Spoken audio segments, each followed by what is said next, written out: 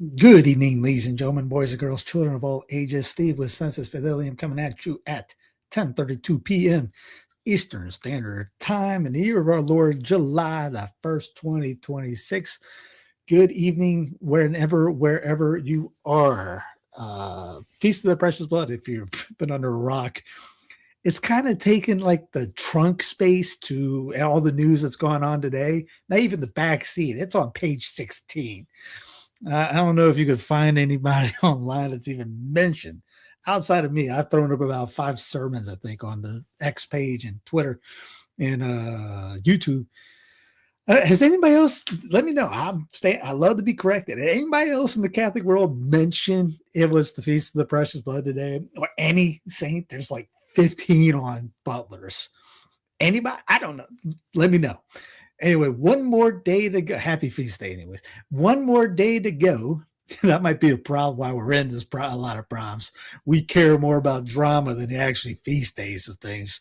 If we were so zealous for the faith, the good stuff, the good, the true, the beautiful, instead of the ugly, horrific, and just, don't tread on me style, we might actually do some damage. Anyway, one more day to go on the gold. Winapoundofgold.com. The link is underneath in the show notes, YouTube, all that jazz. One more day. You or somebody you know or a charity of your choice could win 1 pound of gold. The raffle is now, you have a 1 in 1,438 chance. The number out there got a little, somebody hit one too many ones right there. 8,400 tickets left. Drawing is on the 3rd. Still have a better chance than 99.9997% chance than all lottery grand prize odds. 1 in 1,400. That's not bad. Again, gold is currently at $48,000. It obviously goes up and down. And second place, again, gets silver. Literally, in second place, silver. How much is a pound of gold flour? Just pushed down. It's right around $48,000. And again, depending on what day it is, it'll go up to 50, 52. It fluctuates, obviously. And if you win this thing, you can contact Revelation Gold, who's where they get it. Revelation Gold, you see it up here. And they'll give you can trade it in for cash. So it's not like you're stuck with gold if you want it or the silver. You contact them. I've talked to them already. You can exchange it for the cash value right there. And silver is second place. You get a pound of silver. And that's over $700. So second place ain't too bad. Now, I'll take second. Second place would pay some bills. But yes, winapoundofgold.com. Again, link underneath the show notes. Last day. Again, if you want to buy, somebody bought Sensus Fidelium 20 tickets the other day. Fantastic. I appreciate that. I got to write them. So I just say thanks. And let's see, there's been convents getting tickets. Monasteries got a few tickets. A couple churches got it. So people are buying tickets for religious orders and things like that in case, hey, you never know they win. Other people, Colleen was one of them that won a free ticket. She wants to pay off debt as she wins. I actually have a friend of mine. He hates us, but he sees me at the gym all the time. And today I have my San Patricios, green San Patricios. I have my logo right here. I got a Irish cross, Celtic cross on the back. I have the Irish flag, of Aaron, the Aaron one, the harp, and on the front the San Patricios with St. Patrick. So he knows I am, but he has a short-term memory on that. And he always says something that just, like, oh, those Christians, they didn't, he thinks he had, that we're wrong on something. And says, yeah, the Bible shows that Israel is that and not, because he's trying to get his Protestant guys, and he keeps forgetting. I'm loaded on with Catholic stuff. So yeah, I had to put him in his place a couple times, but he bought a couple tickets long ago. He was like, after we got done talking, hey, how many more days? I go, 1 more day. He goes, I'm going to get my wife to buy. So there's anti-Catholics, haters that have bought tickets. I can't get my real friends to do it. Anyways, what else? That's a good story. Oh yeah. Then afterwards, I went to Sam's, and a lady saw a Mexican lady saw my shirt, and she goes, "Ah, I love this shirt." I go, "You know of them?" I've never met anybody in my life that knew about the San Patricios. Not literally. Really, she might be from the area where they really they stayed afterwards. But it was pretty cool. You have such a kind dispensation. You call someone who hates you a friend. Yeah, he hates Catholics. Yes. I call him a friend. That he will yap. We talk. I can get in and out. When I go to the gym, I busted out. I'm dying, sweating afterwards, and I get a ton of stuff done. I superset. I've always supersetted just to get in, get out, and I'm soaking wet afterwards usually. Beat, and I don't need a trainer. I can train. I can push myself. I see him. He's in there for hours, usually yapping. He's from Canada, and he loves talking politics. So he'll come up to me because he knows I talk like this way. And he'll pick my brain so that then he'll go to his friends and then act like he knows everything that I say. He'll repeat it back to them. He's a good dude though. He's a good movie guy. He got me he gave me the Silo book. Let me read that because he said, I think you'll like this. And I've been watching the Silo series, which starts back, I think Friday. I thought it was tomorrow, but it starts back Friday. Have you ever seen it on Apple TV? It's a cool, watch it on VidAngel, but it's a cool series. I think this season is going to go into how the U.S. government decided to bomb everyone, and that's why there's silos. Anyways, he's a good friend. I pray for him all the time and his wife, and he just had hernia surgery, and he just got back from. Was it Thailand? He has his brother out in Thailand and said his brother was doing bad, died about 3 times, came back and all this. But most of his friends were all Protestant Zionists, big time MAGA guys. So he loves talking to me about it. And then because he knows I beat down the Zionists on there, but he thinks, I don't know why. And like I said, when I work out, I wear my gear. I'll have a shirt with a rosary on there, like, if you want peace, prepare for war. It's got a rosary on it. I mean, I throw it out there. The Lepanto flag on the back, things like that, and big Saint Benedict medal shirts, workout shirts with the patches on the side and the emblem on the side. So he just doesn't pay attention, and he'll say some stuff like just that are horribly anti-Catholic. Anyways, he's a good dude. I'll pray for you. He's not that good of a dude. He causes a lot of problems, but I'm like the one guy that everyone can be friends with in there because it's the Catholic in me. Anyway, Irvin is already asking, why do you think some SSPX or many don't see the schismatic act? Someone told me they are a sect cult and use brain manipulation. What do you think? I mean, I'm sure the most. I've never going to be unless they're back in accepted with the bishop. I get that people don't like.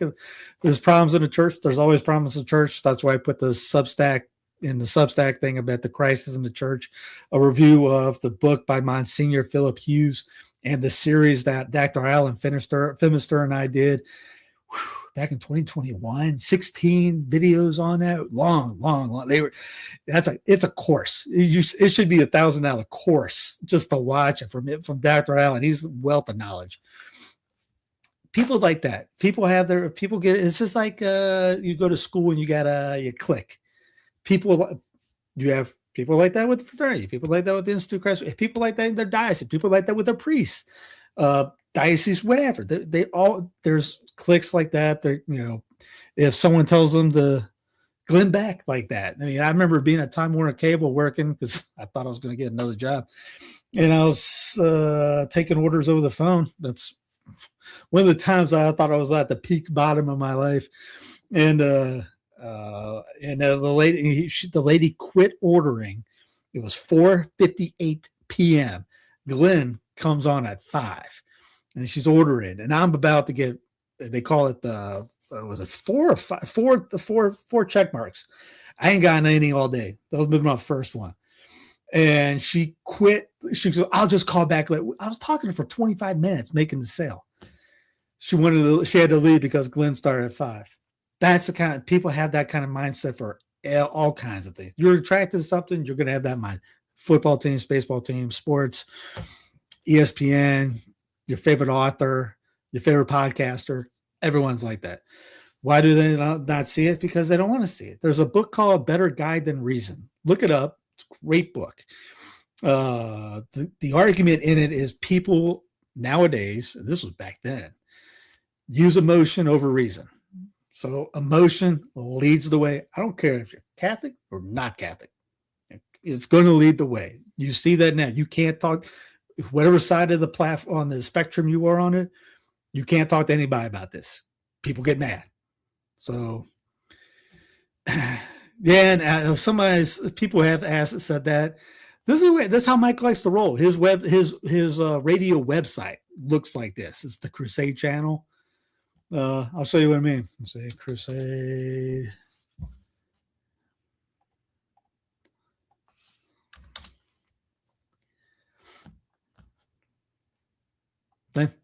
That's his radio website. So that's how he likes rolling. That's his way. That's his style.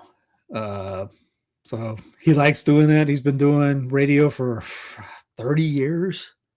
And I mean, I pretty much helped get them kicked off. Yeah, by the way, if you want to become a radio, you want to start a radio show, hit him up. The crusadechannel.com, scroll down, you see it. You want to be a radio star, he will train you if you got some talent. But yeah, he's been doing it for 3 decades, and I think I helped get him kicked out of Sirius XM.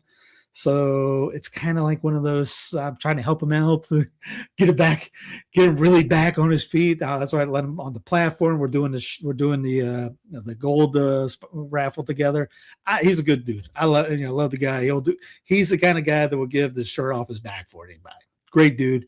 I wish more people would help him out and things like that. So, if I'm from close, I can approach them. Yeah, friends and family and close friends.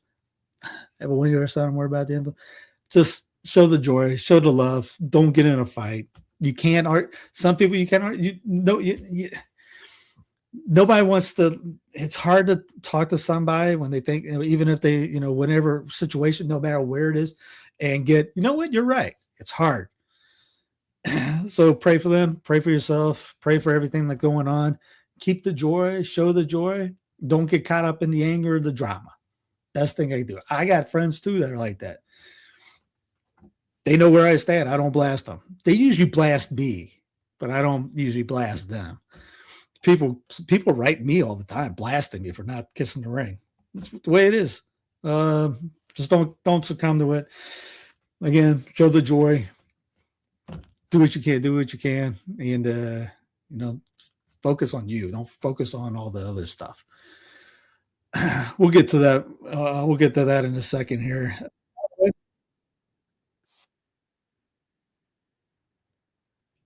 By the way, if you want, here is a website that I got from a friend of mine, Jack Crowley, up at Crowley Farms.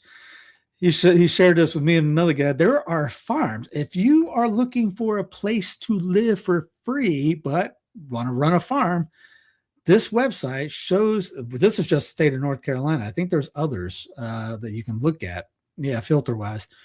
These are farms that you can run, like right here, 0 a year lease, 60 plus acres of mixed farmland in Union County, North Kakalaki. You just have to, you call them up, you talk to them if you're in the farming, you show up, tell them how much you've done, things like that, and you work out a deal and you can run the farm for them. This one particular is an elderly couple, and they're just wanting to pass the farm on to someone else. It's like 40 acres, Waxhaw, Union County. That's a pretty expensive place. Wilkins Farm up in Halifax County, $7,500 a year. I saw this one, Wilmington, the T. Ayers vegetables. 96. The lady will train you how to do it, and so yeah, this was pretty interesting. Hunters Farms. This is at the base of the Appalachians. Well, here's a couple here in Rutherford area, 15 acres in Pisgah County, Transylvania County.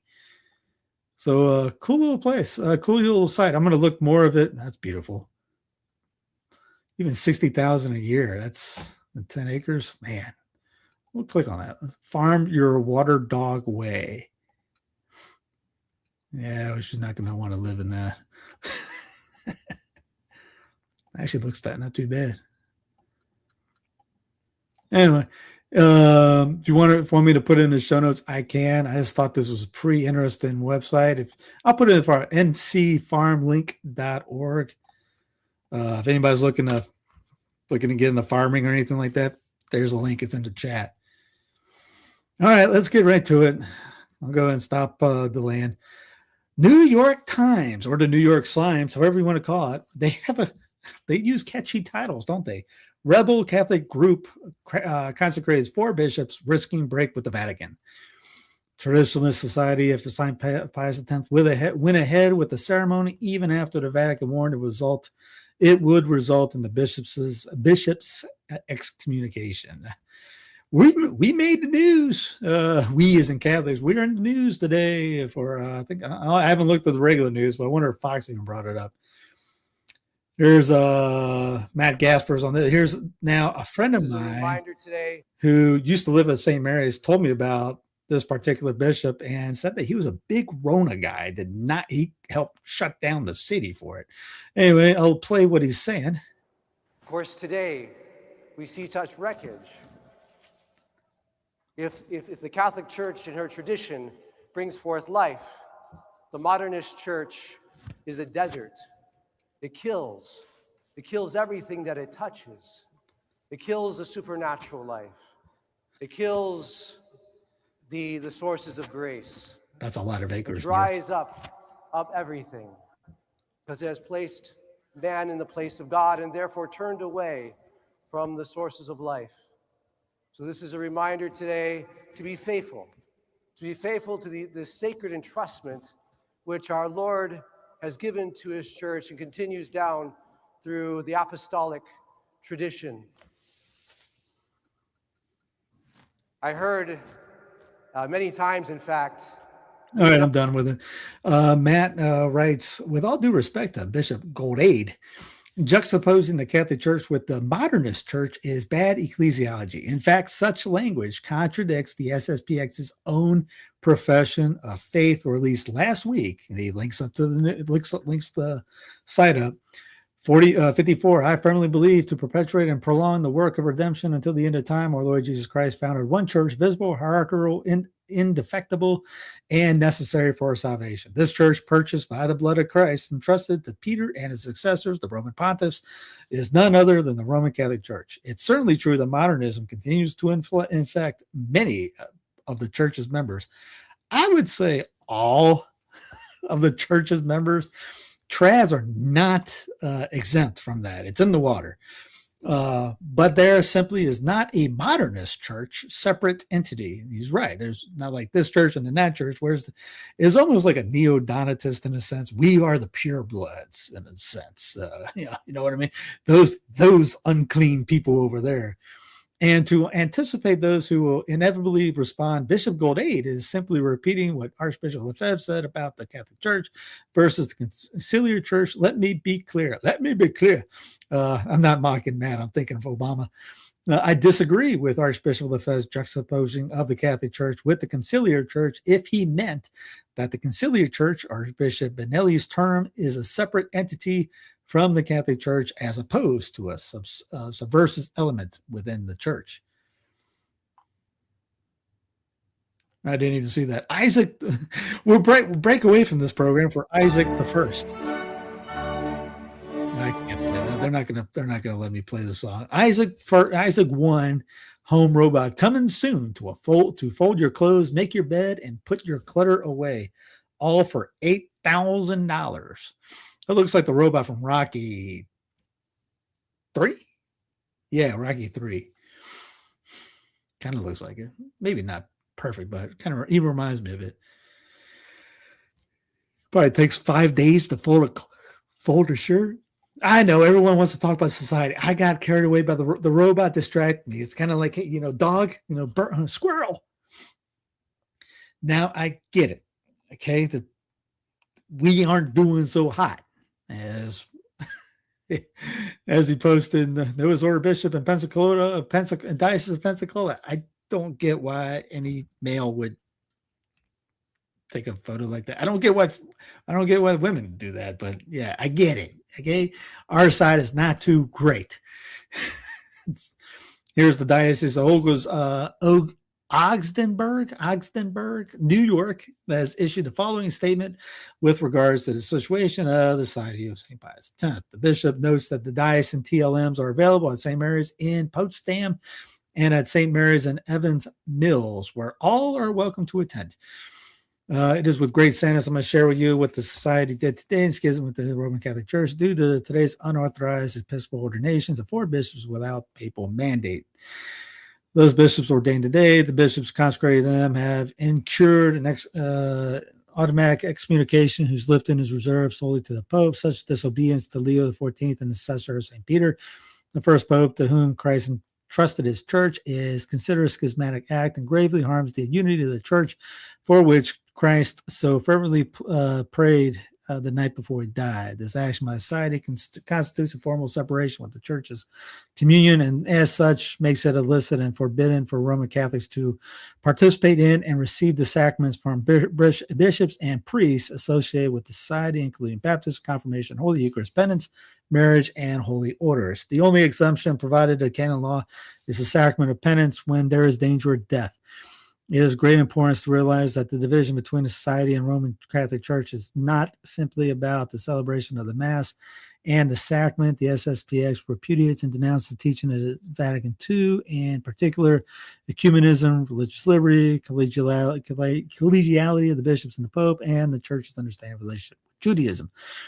Out of care for souls, I must instruct the faithful diocese to avoid participating in activities of society at St. Therese Chapel in Nicholville, New York, as well as their schools. I invite those who have been assisting at Mass or the sacraments administered by the priests of the society to now look for spiritual counsel and nourishment at the traditional land Mass and sacraments celebrated at St. Mary's Church in Potsdam, New York, or St. Mary's Church in Evans Mills, New York.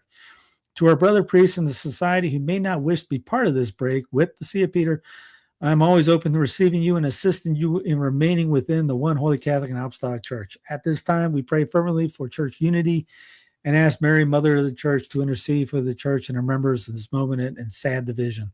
With care and concern, I ask God's blessing upon all who dwell within the boundaries of the Diocese of Oldenburg. Father, may we be one. I thought it was a good write-up. I thought that was a really good write-up on that. Now, people are going to be like, yeah, what's the deal? Well, he's the bishop isn't the Pope of the diocese. He's in charge of souls in there. It's kind of like, someone coming into your diocese uninvited. It's like someone coming in your home uninvited. I can't come into Mark's house uninvited and start taking over the kitchen, using his food, talking smack about him, drinking his beer, and calling him names, and then hey, why are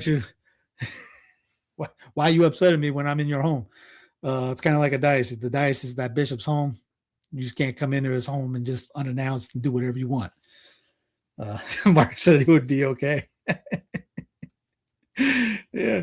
You can't really, jump in someone's home and our neck of woods and just like take it over, kick them out. It's like squatting. So, the bishop's in charge of that. And I've seen guys say, well, they pray for the bishop and they pray for the Pope. That's great. You pray for them. Do you kind of follow their orders? I could pray for my dad or mom, but if I don't follow what my parents tell me to do, what good am I? Yeah, I don't know. I didn't follow this at all during this time period. It's because it's not a thing I care about. I focus on everything else. Other people, plenty of other people talk about this, and I didn't want to get into it. And I'm not that knowledgeable in the situation.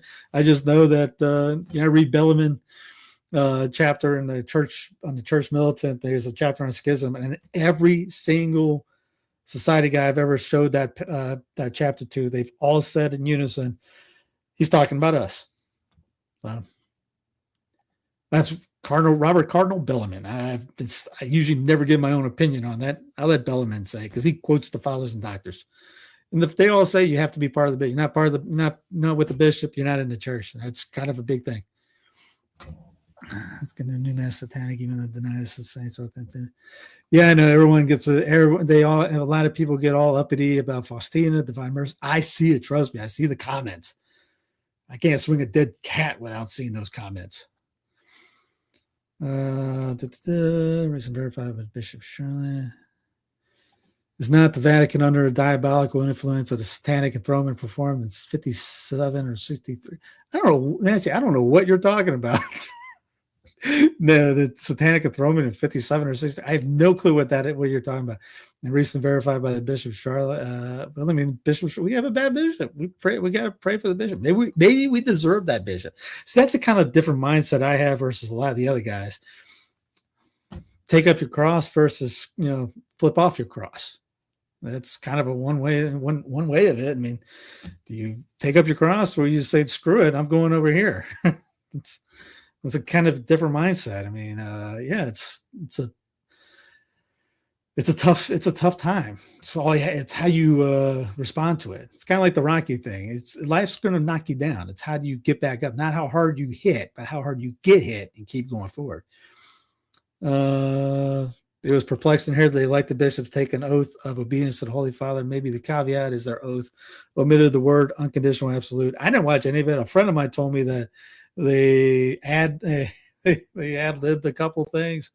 And they said, and of course they will be welcome. All you have to do is, it's kind of like forgiveness. Ask forgiveness. You're back in. Father Malachi Martin wrote about it in Windstop. I've never read it. I can pretty much say I've never read anything by Father Martin. No offense to him. I just never did. Cody Steele. It was Charleston, South Carolina, and I think it was 1961, but it could have been 63. What are we talking about? Cody, I don't know what you're talking about, man. Give me context. What you're talking about in Charleston, please. Hey, Christopher just bought a golden ticket. Woo! Hold on, let me get the. I got our applause. Where's he at? Where is the? There he is. Appreciate that. The satanic enthronement. Okay, that was in Charleston. I have no idea.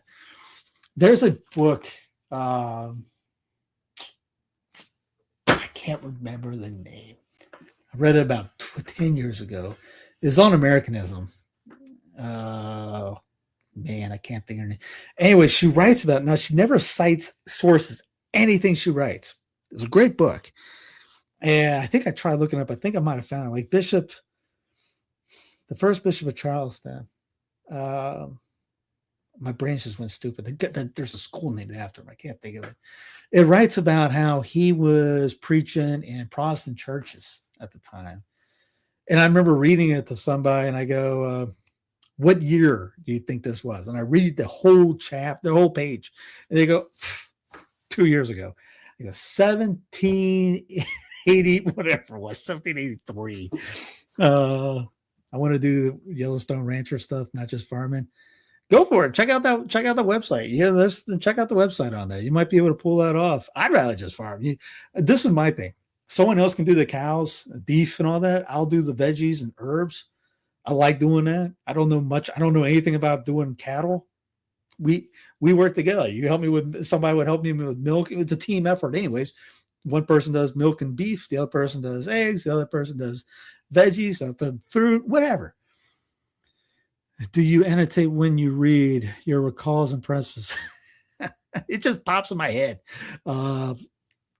Literally, I can't remember what day it is sometimes. It's anything I say dumb, anything that sounds anything remotely smart, give it to the Holy Ghost on that. Yeah, sometimes it just comes out because I've read it so much or it sticks in. I mean, I can remember some of the books I read 15 years ago and it's just sticks. And I've done a couple lectures, especially around town, and I don't use notes because I just remember what I'm talking about and just go from one to the other.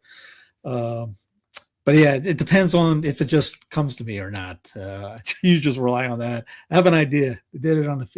Yeah, I have no clue. Send me a link on it. Email me because it probably won't go through YouTube. I'll take a look, but I mean, It's like the Sedevacantist when they say, "Oh, it was over in 58." Well, the gates of hell prevailed in 58. Is that what you're saying? Then Christ lied, and then we're all screwed. So I mean, at one point you just got to go, "Hey, let's chill out." I mean, like one time I was at the Eucharistic Congress. This one lady comes up. This was about 5 years ago. And she's blasting the Pope. It was Francis at the time. And I said, I get it. Can you tell me what happened? You tell me about the cadaver synod. Can you tell me about what Pope said it was great to profit off the religion of the superstition? And she's like, no idea. This great to profit off the superstitions of this religion. Because that was Leo X. The cadaver synod, this what happened during that. Imagine that with X and Facebook and YouTube and 24/7 news coverage. And then sometimes, like I was standing, I was the extraordinary order reporter at the fraternity parish in Denver one time, and I was giving out the books, the red books. And this one lady comes up to me and goes, "I thought you were a trad parish." What are you talking? Yes, ma'am. What do you mean? And there's a lady in there without a head cover. Can you hold these? I gave her all the books right there. She goes, what? I go, I got a 9mm in the car. I'll be right back. I'm going to come back. You point her around, I'm going to blow her head off. Her husband wet himself laughing about it. So it's just, hey, let's all just chill out. Okay, Nancy, yeah, I still don't have a clue. And I've listened to everything I've seen he's talked about. I have no idea. Send me the link on it. Again, it's probably not going to bother. I'm not going to really worry about it because, again, it's 50 years ago or anything. I'm focused now. You can't really fix the past, but you can work to restore the past, restore what we lost. And that's all I'm about. All that. I do go to daily mass sometimes, Noah's Order mass. Hey, man, I've gone to Noah's Order masses. But where I'm at, there's unicorn mass. The unicorn stuff. They're taught well at the seminary here. So my diocese is different. I don't know how everyone else's is. If it's crazy town, I get it. Don't go. I've known very how would you say anti-SSPX priests who have said, hey, if you're on vacation, you see that it's crazy town, just go to society, guys. Just don't go to communion. So you can do that. But don't skip mass. I don't care where you're at. Just go to it. And if you have to suck it up, I've sucked it up before. I've seen crazy town masses and I try to not blow a lid.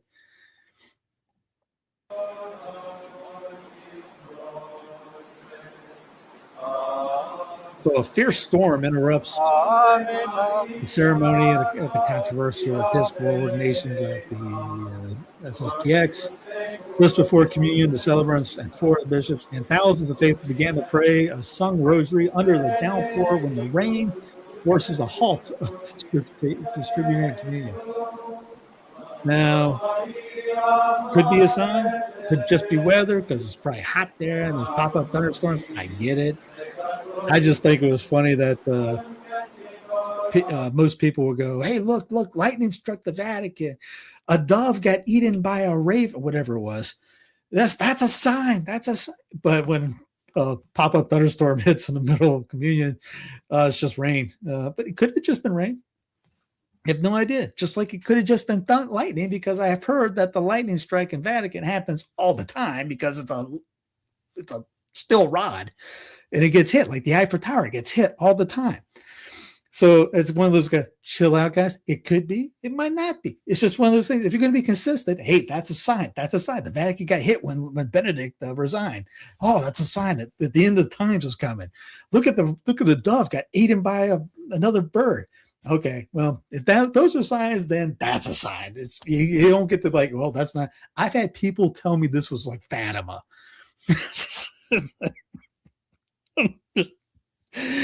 Okay, can we just like a crazy town in the census? Less significant than the COVID shutdown of mass and the sacraments, in my opinion. I get it. Yeah. Where I was at, we really didn't shut down. I mean, they technically did just so that they can get the Rome off their back.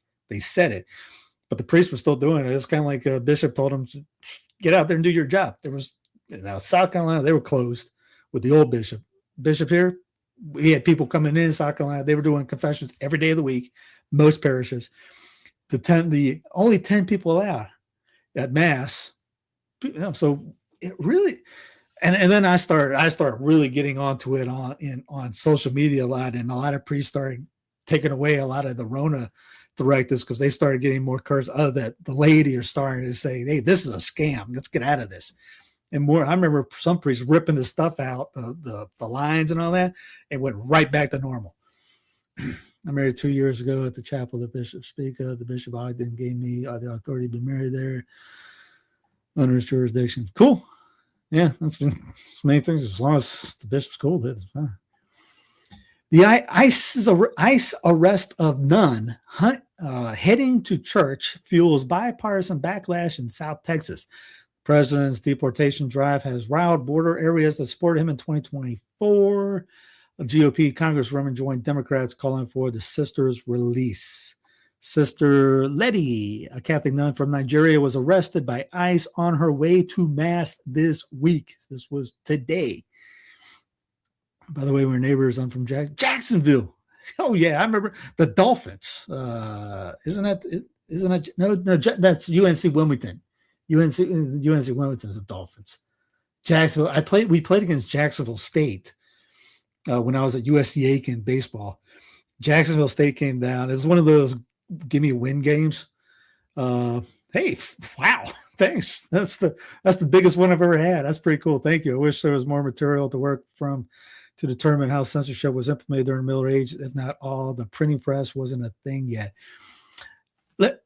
Email me. I'll hook you up with my boy Jeb Smith. He wrote a book in the Middle Ages. He's all about the Middle Ages. He would be, or if you're on Twitter or you go to, he's got a check out his YouTube channel, Jeb Smith. I think it's on his things about history or something.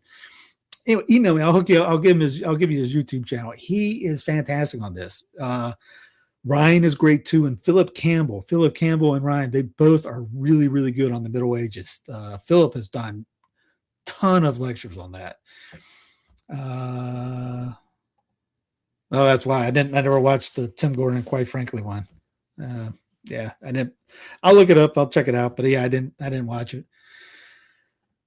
So yeah, San Antonio. Sister Letty was walking to Sunday Mass in McAllen, Texas, when federal ICE officers stopped her, confiscated her rosary, and put her in handcuffs. The Catholic nun from Nigeria was released hours after Democratic and Republican lawmakers intervened. The Department of Homeland Insecurity did not respond to requests for comment about her immigration status, and diocesan officials would not give details other than to say she is a nurse who entered the country illegally. Her arrest was the latest to trigger anger from both sides of the political aisle in South Texas, highlighting how Hispanics in the region has supported Trump in the 2024 elections, are growing wary of his administration's deportation campaign. Let's see anything else on this. As I repeatedly said, our ICE enforcement should target violent criminals. She wrote on Fedbook, Catholic nun on our way to church is not a threat to the community. I would say pretty much amen. I mean, violent killer, Catholic nun. We're going to let that one go. I mean, what, really? You got a quota? I'm reading Chesterton, trying to determine what is the proper position take on censorship in any form. Man, well, Jeb is big on Chesterton. Ryan's big on Chesterton too. Trying to determine what the proper position on take on censorship in any form. I would go with the line of error, like evil has no rights. So it's the idea of free speech is not this absolute free thing. You can't. It's just like you go to school. You can't go 2 + 2 = 12 and say, "Hey, it's my free speech." No, you're wrong. And I know a lot of free speech absolutists go with about the fire thing. You can't harm, but yes, error has no rights. You're not, lies, censorship, slander, things like that. I'm all for the Catholic way of that, not the American way of that, which at the time, San Francisco banned cussing during the Clinton days. Clinton forced that off them. Is usurpation of power that Clinton did not have. Clinton could not change that at a city level, much less at a state level. We'll get into that because I got SCOTUS rulings coming up a little bit later where I'm guaranteed people are going to be, well, if you listen to me, you know where I'm going to stand on those. Let's see, Trump won, but now there's another nun. Richard Cortez, a Democrat, was elected judge, administrator of Hidalgo County's Parishioner Our Lady of Sorrows, the church that the nun was had been walking to when she was arrested. He said he contacted representatives for De La Cruz and Cheliar after the deacon texted him to let him know that a nun had been arrested. I can't imagine how that happened. But yeah, there was another nun, and I don't think it's her, that's got picked up by ICE 6 months ago, maybe. And a friend of mine in town, he's working on trying to get her in because he's an immigration lawyer. And yeah, they kicked her out. She was trying to become a Carmelite nun, a traditional Catholic Carmelite nun. Nobody but ICE did it. Chester mentioned there existing a censorship by the press already in 1912 in his book Orthodoxy. I mean, Lou mentioned that how much I read and remember. I read Orthodoxy, but I didn't retain much of it. I believe you on that. Yeah, but yes, see, Brandon made a loan officer about the race itself. Catholic theology is always supposed to usury. Yep, 100%. Let's see. Okay. I was just catching up on the chat, guys. All right. See, Texas makes Bible required reading in public schools. Is Florida next? Now, this is, again, at the beginning of the Federal Republic, people were doing this in schools, Protestant-wise. Now, Catholic-wise, it wasn't happening. So this goes back into, that's great for Texas. What Bible? Now, if Governor, what's his face there? Hot Wheels. If he decides to do it because he's Catholic, does he say Catholic?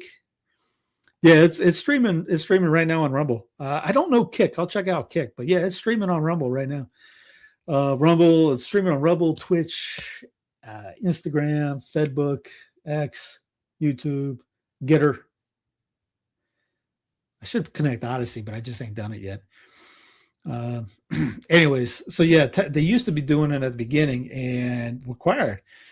And it wasn't a violation of 1A because guess what? 1A has nothing to do with what the states want to do. 1A is all about what the federal government cannot do to the states. Hence why states had state-sponsored religions. Governor Abbott, yes, thank you, Cody. Sometimes it quits. The hamster gets off, runs away, goes on strike, comes back a little bit later. Yes, Governor Abbott. So yeah, now Florida often adopts conservative policies on the heels of the Lone Star State. The state's Department of Education indicated it did not oppose use of Bible in Florida public schools. Again, do they get it? Did they go stupid and say that's a violation of church and state type deal? I wanted to see Texas require 10 commandments. See if they do anything dumb in here on this write-up. Again, because you have to be an incorporationista to believe in all that nonsense, which again is what we run on. It's a 14th Amendment Constitution. So this is totally okay unless it violates the state constitution, which I don't think it does. Venezuela's skies turned biblical red following devastation earthquake that shook the country. Stunning footage sparks online debate. Some call it a natural atmospheric phenomenon linked to the quake. Others says it's a sign of prophecies. Darker days ahead. Now, I've seen the video like this in Canada, and even I saw a video even in Carolina. It was like, probably because it's so darn hot. The atmosphere is also like that. Police are warning parents about a viral Benadryl challenge where large amounts of the medication are taken to induce hallucinations. A 15-year-old girl has already passed away after participating. And this goes back to, I was talking to my atheistic, anti-Catholic friend, and we were totally in agreement on this, that if these guys wanted to take over the world like they're trying to do right now, if they would have just waited one general for the young adult 10 to 15-year-old crowd to become adults, they would have taken it over and that CBDC, Disraeli, all that would have been in there. Our people don't really like this kind of stuff. We'll fight back a little bit. The younger generation is going to take this line down. I mixed up Tylenol with Benadryl. Oh, yeah, I haven't taken either in years. But again, that goes back into me starting to do more herbalism and making my own medicine, that I haven't taken one of these pills in quite some time. More worried about a violent quake striking coastal California, Oregon than Venezuela. Yeah, I did see there were predictions about that recently. What are my thoughts on LED lights? I feel like they're bad and should be used sparingly. Yes, they're terrible. That's why Obama got rid of remember the old thing? Remember he got rid of the light bulbs during his reign and made LEDs all over. You can't go to a store, Lowe's, Home Depot, anything like that without seeing LED everything. Everything's LED. So yeah, try to get out of LEDs if you can. I remember back when that happened, I went to the store and I bought up a bunch of the old school light bulbs. I felt like I was going around like, the guy in New York. Hey man, I got some watches right here. Like they were compens, they were like they were drugs or something like that. Hey, I got a 60 watt right here, a 40 watt right here.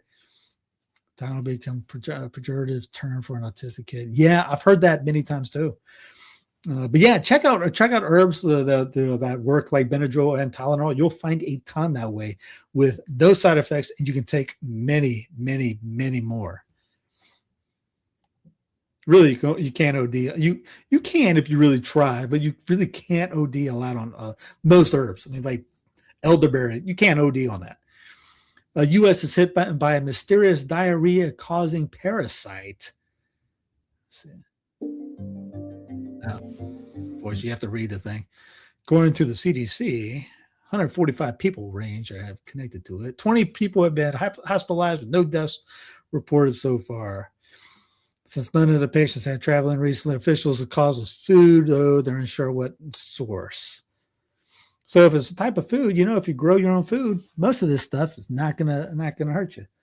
Any remedies are mentioned in the works of Hildegard and Beacon for which like remedies for like what? I mean, we got a ton in the herbs that heal book. Did again incandescents use frosted appliances while they were reinforced to safety over in ovens. Yeah, there you go. Bill's got a little hack right there. Use frosted appliance bulbs that are reinforced for safety in ovens, but they are the same as regular incandescents. I can see that. Yeah. You hear that? I can see that. America 250. America's stillborn 250th birthday. An event that was meant to celebrate an exceptional nation, which we're not a nation, never was, never is, has been cornered by one man. And this is about Trump, really. It's America's a quarter of a millennium ago was where the words of European enlightenment became flesh. Okie dokie. In the 13 colonies Declaration of Independence, the dreams of a new age rationalist, freethinkers, and anti-monarchists were made actual. Power comes from the people, they said. Power comes from the state. Patrick Henry was all about the state. They turned it into people because they didn't want to write all the states down. Rulers must govern with the consent of the governed, except for Lincoln, because he kind of threw that on its head. We hold these truths to be self-evident. They were right. That's why Britain had lost the battle of America's soul before the first cannonballs were exchanged. Little is self-evident today, and Americans accept that they cannot agree on what they're celebrating. America's semi-quincentennial is a flop, maybe an accident on time, and the bicentennial was very different.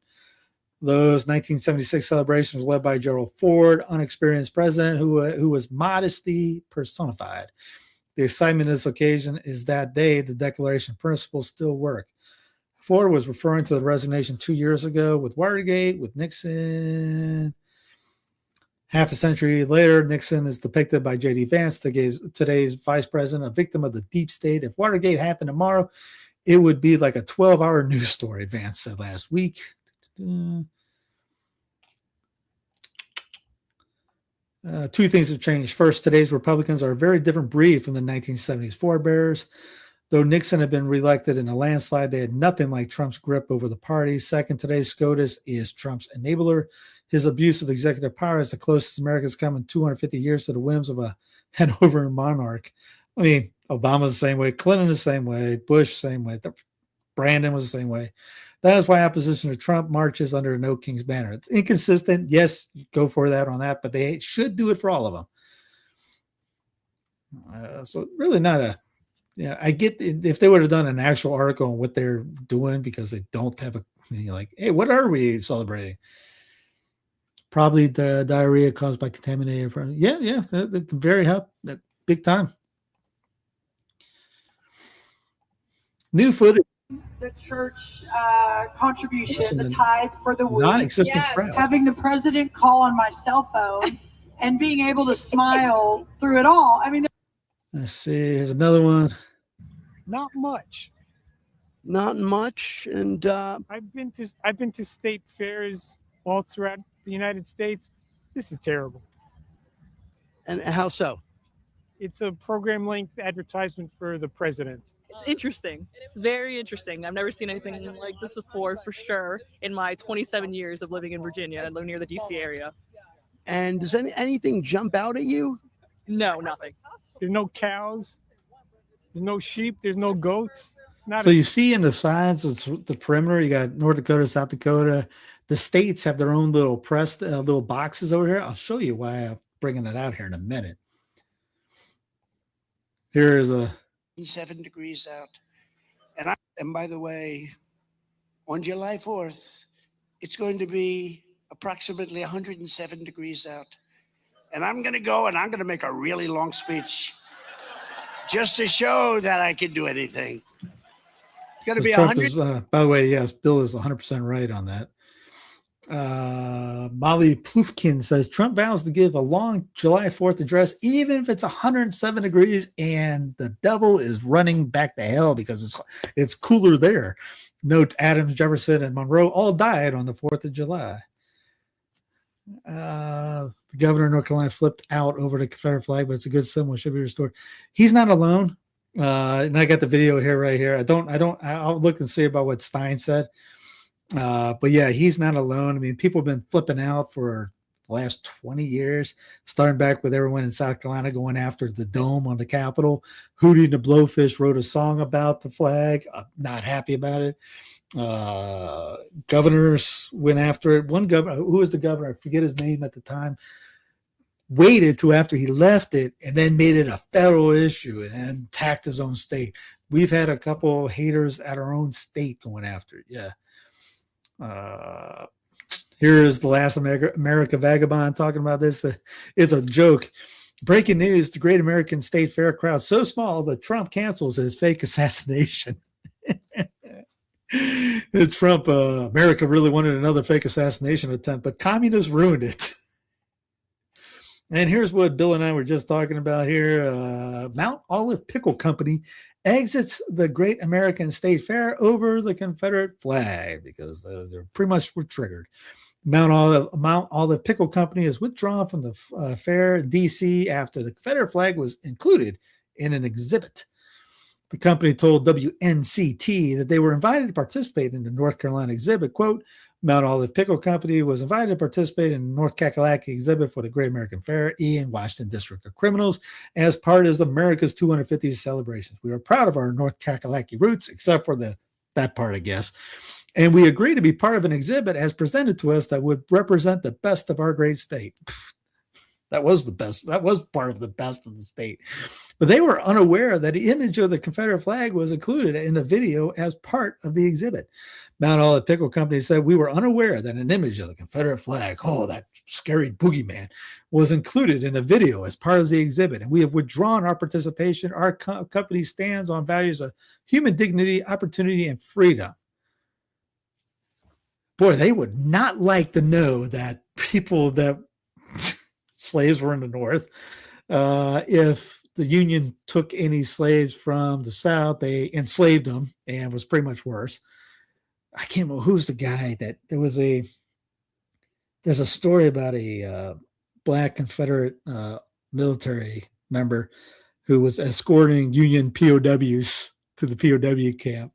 And the general was going, I wish wouldn't somebody in Europe like to see this happening right now.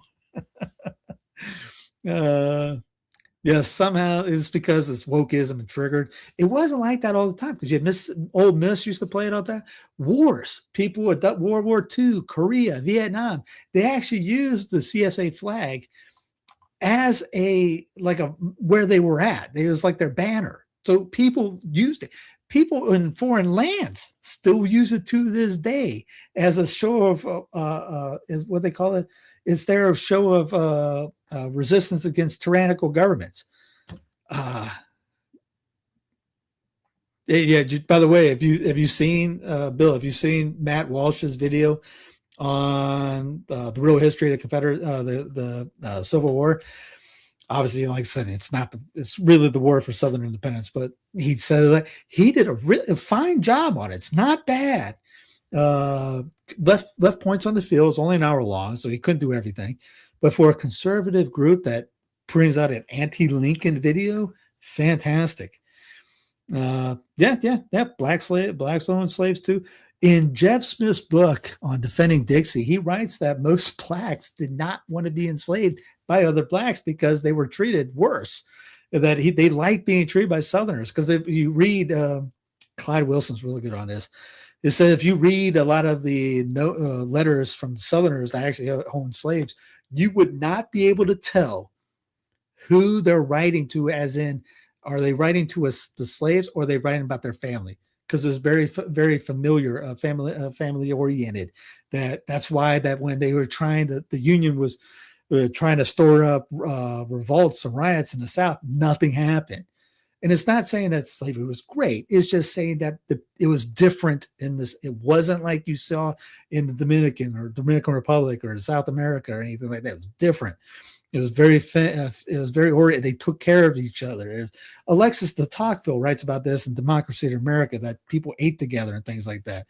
And then you look at like Illinois, who banned black people from even entering their state and living there. So it's not the Confederate flag, it's the battle flag. Yeah, it's the battle flag of Virginia, because the first Confederate flag was the South Carolina state flag, which is still up there. I haven't been able to see like it's getting better. It used to be somewhat concerned. Yeah, no, maybe they're doing it just to get more people to come in, because the civil rights one was really good. The slave video was really good. And the history of slavery, and it goes after the African slave trade big time.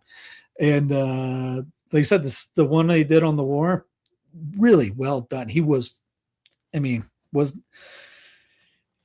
the approved 3x5 card. I'll say that. It was very well done. Again, lot more to learn from it, but he was definitely not a hater. Let's see. Here is the video.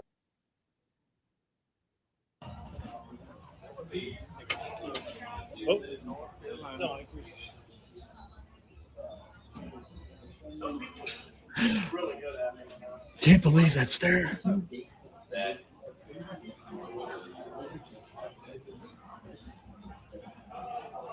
Good on them for doing that.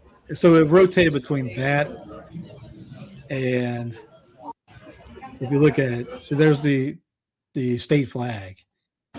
By the way, the date underneath the state flag is when the Mecklenburg Declaration came out, May 20th, 1776. So a month before, or 2 months, a month and a half before, see there, May 20th, 1776. A month before July 4th, they declared independence. It's very good that he did. And this bozo that recorded it got triggered about it. He was the one that called it out. Was it at this guy, Reuben Jones, stopped by North Carolina booth of the Great American Fair at the National Mall today. The state decided to participate because of high costs. So this booth is sponsored by private organizations. Reuben, got it on Spectrum News. So Confederate flag displayed in North Carolina exhibit at State's Fair. So Reuben got triggered. Spokesperson at the booth says the flag shown was unapproved. And as soon as we were made aware, we immediately removed the video and began reviewing how it occurred. Our focus remains on celebrating America's 250th birthday and North Carolina's role in nation's history.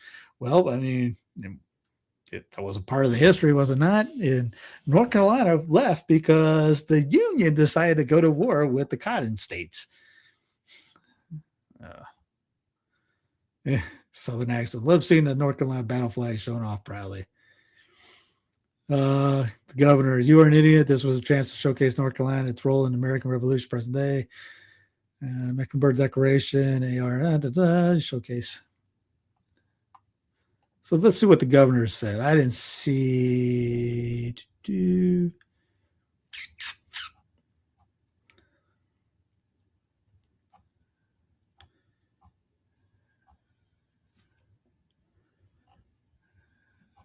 Let's see. Okay, so I have to look and see what else. Stein, if you were born in America, you are an American. That's what our Constitution promises. Well, if you were born in France and you live in North Carolina, you're not French. It gets to the thing about coming up here. All right, so I'll look and see what Stein had to say on it. Well, I can't believe Stein even made it. What if the Dukes of Hazzard General Lee car was there? Would they torch it? They actually removed the flag from the new General Lee, so they have already attacked it there. Even provided for their retirement. Yeah, no, 100%. They gave him land. There's a park in Mount Holly where the society perishes. There's a park in Mount Holly that's from a slave, and he had 3 miles of land in his name in 1861. Not 1869, not 1868, not 1870. 1861, he had 3 miles of land. And no one picked up on that here going, wait, how does a black man in 1861 in Mount Holly, North Carolina own 3 miles of land? You're not talked about that in school. In contrast with Trump, the first American Pope plans a somber July 4th. I don't understand why this even is a story. First off, Leo is in Rome. That's not like, he lived in Argentina for a long time, or it was that he lived in South America for a long time. I don't understand why this is even a story. Yeah, I get it that he's the first U.S. born, but it's let me read this to you. Let me see. Abbeville, where's it at? Why Vicksburg canceled the 4th of July for a generation. This is a tremendous story if you've never heard of it. In his book, Vicksburg, 1861, published in 2010, historian Winston Groom noted the following: from the river, Porter's mortar boats kept up the regular bombardment of the city's environs, while from landward, Grant's artillery relentlessly threw barrages of shells into the town. The shocking part of it was that much of the naval firing was deliberately aimed at the civilians. Mary Longborough, the resident of Vicksburg, kept a diary that was later published by My Cave Life in Vicksburg. Her eyewitness accounts attest to many poignant incidents that occurred during the siege of the city. A young girl, becoming wary of the confinement, hastily ran to the house in the interval that elapsed between the slowly falling shells. On returning, an explosion sounded near her. One wild scream, and she ran into her mother's presence, sinking like a wounded dove, the lifeblood flowing over the light summer dress in crimson ripples from a death wound in her side caused by a shell fragment. One afternoon, amid the rush and explosion of the shells, cries and screams arose, the screams of women amid the shrieks of fallen shells. The servant boy, George, found that a Negro man had been buried alive within a cave, he being alone at that time. Workmen were instantly set to deliver him, if possible, and when found, the unfortunate man was evidently been dead for some time. Notice how they talk about it. She talks about it. He lived there. They sound like she's writing about some lower than life scum. No, his wife and relations were distressed beyond measure and filled the air with their cries and groans. A little Negro child playing in the yard had found a shell, and rolling and turning it, had innocently pounded the fuse. The terrible explosion followed, showing, as the white cloud of smoke floated away, the mangled remains of a life that to a mother's heart had possessed all of beauty and joy. Again, she's writing this in 1863. July, by the way, the Confederate commander John Pemberton surrendered on July 4th, 1863. So bitter were the feelings and memories of the people in Vicksburg after that they did not officially observe Independence Day for the next 81 years. What happened is from May through July 1863, Federal troops under command of U.S. Grant and flotilla gunboats in the river, commanded by Admiral David Porter. The city was surrendered by outlying Confederate lines in defense, but the Union forces also shelled the city itself, which was full of civilians who dug caves into the clay hills of Vicksburg for protection from the artillery bombardment. The siege lasted 41 days until the city and the defenders, Confederate defenders, were at last starved into submission. Sitting in the cave one evening, I heard the most heartrending screams and moans. I was told that a mother had taken a child into a cave about 100 yards from us, and having laid it on its little bed, as the poor woman believed in safety, she took her seat near the entrance of the cave. A mortar shell came rushing through the air and fell with much force, entering the earth upon the sleeping child, cutting through the cave. Oh, most horrible sight to the mother, crushing in the upper part of the little sleeping head and taking away the young innocent life without a look or word of passing love to be treasured in the mother's heart.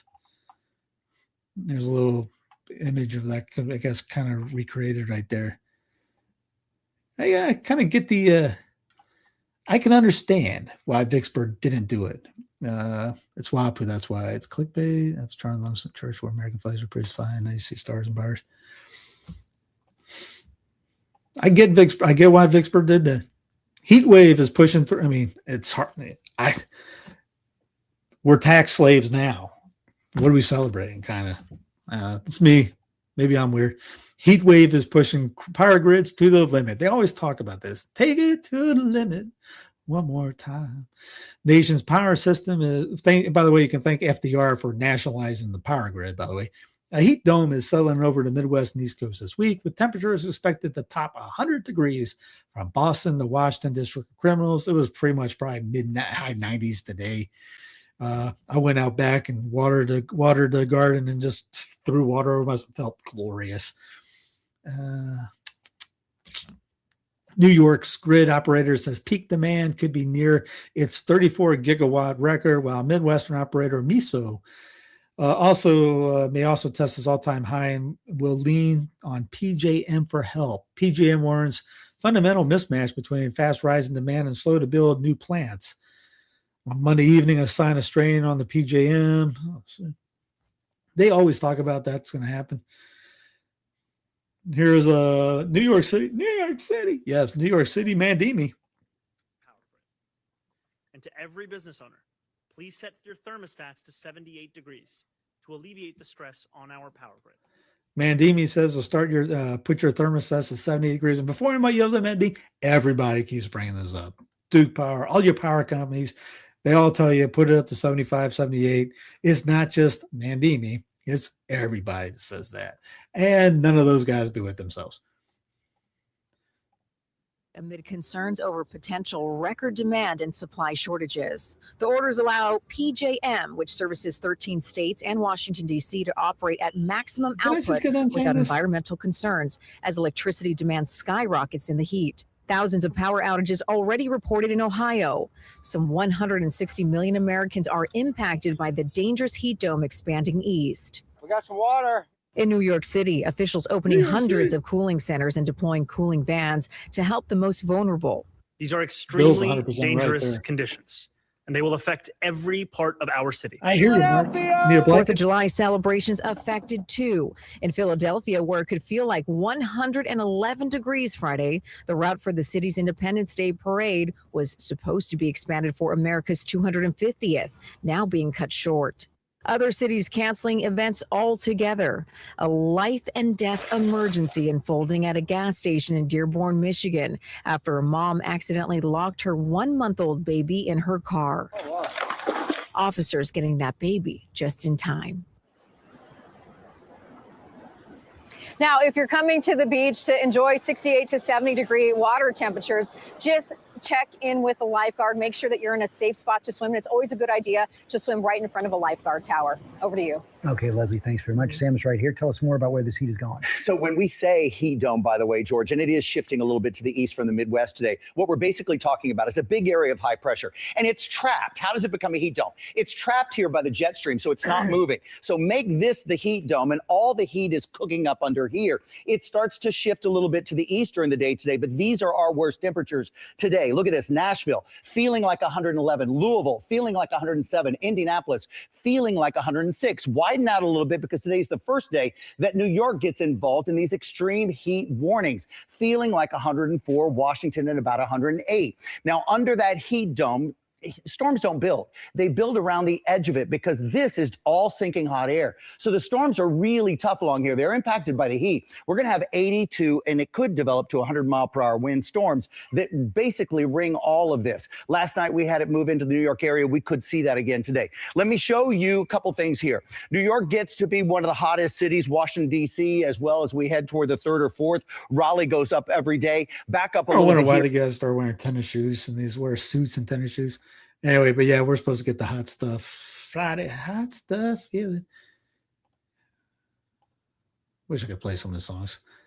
Can't play that. China is out here building the future in real time. This rooftop misting system creates artificial rain that drops outdoor temperatures by 5 to 8 degrees Celsius in just minutes.